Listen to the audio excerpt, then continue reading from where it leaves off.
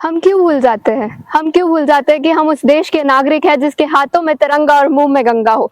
वह देश कभी सत्यम शिवम सुंदरम, कभी वंदे मातरम, तो कभी पंजाब सिंध गुजरात मराठा द्राविड़ उत्कल बंगा है।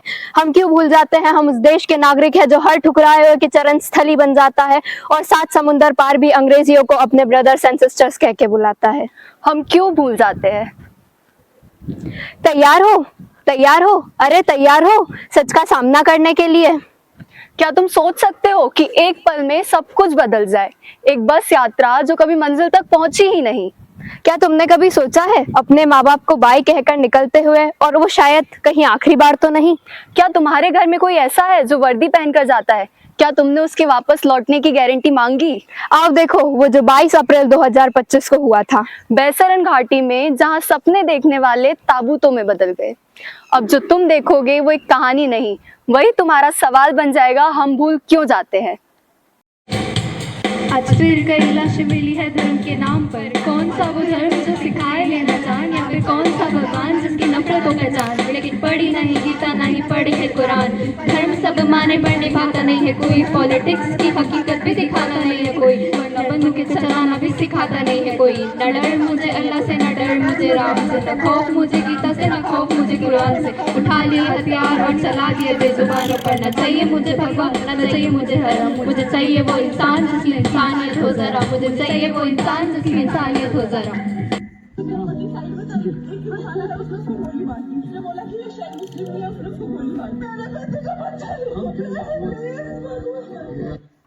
अभी जो आपने देखा वो एक एक्ट था, मगर अफसोस ये किसी सच्चाई से कम नहीं था। बैसरन घाटी जहां लोग सुकून ढूंढने जाते हैं, वहीं 22 अप्रैल 2025 को 28 सैलानियों ने अपनी आखिरी सांसें ली। कोई हनीमून मनाने गया था तो कोई अपने बच्चों के साथ छुट्टियां मनाने, और फिर अचानक से बंदूकें चलने लगी और फिर सब कुछ शांत हो गया। क्या हम सबने ये देखा, या फिर हमेशा की तरह देखा और भुला दिया? यही तो सवाल है कि हम सिर्फ 2 मिनट की टिप्पणी देखकर हम सब कुछ भूल जाते हैं। किसी ने पूछा था एक ताबूत से कि तू इतना भारी क्यों है? वो ताबूत बोला, क्योंकि मैं एक शरीर नहीं, पूरे देश की उम्मीदें लेकर आया हूँ। वो हंसी जो अब कभी नहीं गूंजेगी, वो आवाज जो अब नहीं लौटेगी, वो माँ जो अब सिर्फ तस्वीर को देखेगी, वो बच्चा जो अब पिता शब्द नहीं कहेगा। तू कहता है मैं भारी क्यों हूँ? मैं उस हर आंसू का बोझ हूँ जो रोते रोते सूख गया।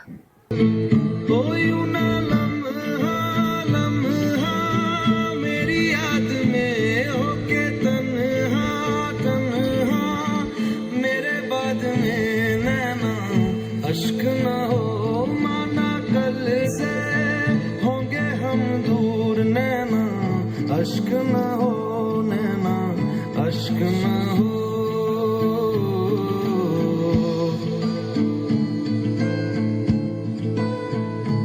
तेरी चूड़ी नग में गाए जो मेरे, तेरी पलकों पे हो साए जो मेरे। अश्क न हो आंसू करते हमें कमजोर नैना। अश्क न हो नैना, अश्क न हो। ये आवाज है जो पूछती है कि हम हमेशा क्यों भूल जाते हैं, हम क्यों याद नहीं रखते। हर हमले के बाद कुछ पोस्ट जलते हैं, कैंडल्स जलती है, पर फिर सब खत्म। पर जो चला जाता है उसके लिए कभी कुछ खत्म नहीं होता। पर अब नहीं, अब हम हमेशा की तरह भूल नहीं जाएंगे, अब हम याद रखेंगे, अब हम आवाज बनेंगे।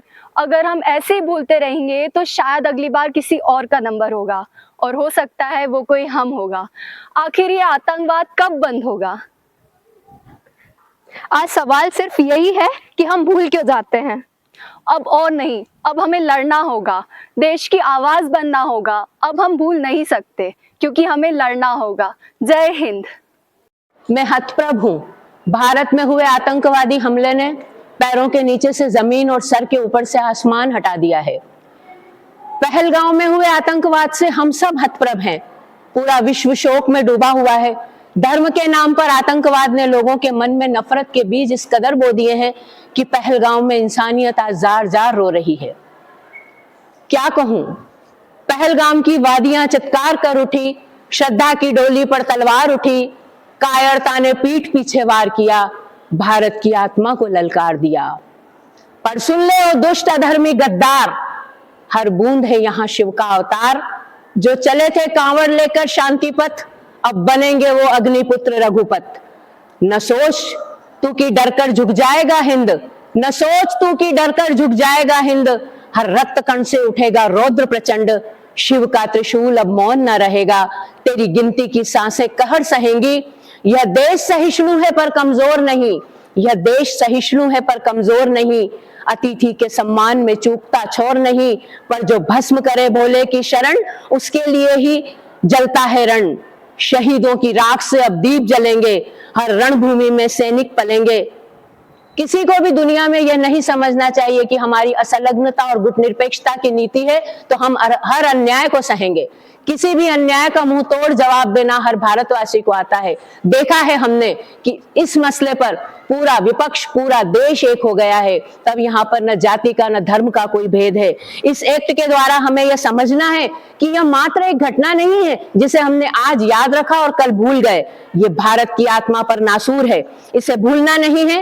आतंकवाद को मुंह तोड़ जवाब देना है। मानवता के इन दोषी आतंकियों को कड़ी सजा देकर नेस्ता नाबूद करना है। अब समय आ गया है कड़ा निर्णय लेने का।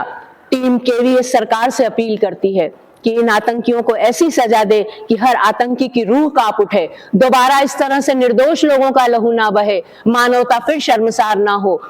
ये सोच हमारे विद्यालय की कृपांक्षा और भाविका की भी है। इससे ये समझ में आता है कि आजकल के बच्चे हर समस्या से जुड़े हुए हैं। उन्हें समझ में आता है कि दुनिया में क्या गलत हो रहा है। उनके लिए तो एक बार तालियां बनती ही हैं। और फिर अब 2 मिनट का मौन रखकर हम केवीएस परिवार की तरफ से मृत आत्माओं को शांति के लिए 2 मिनट का मौन रखते हैं।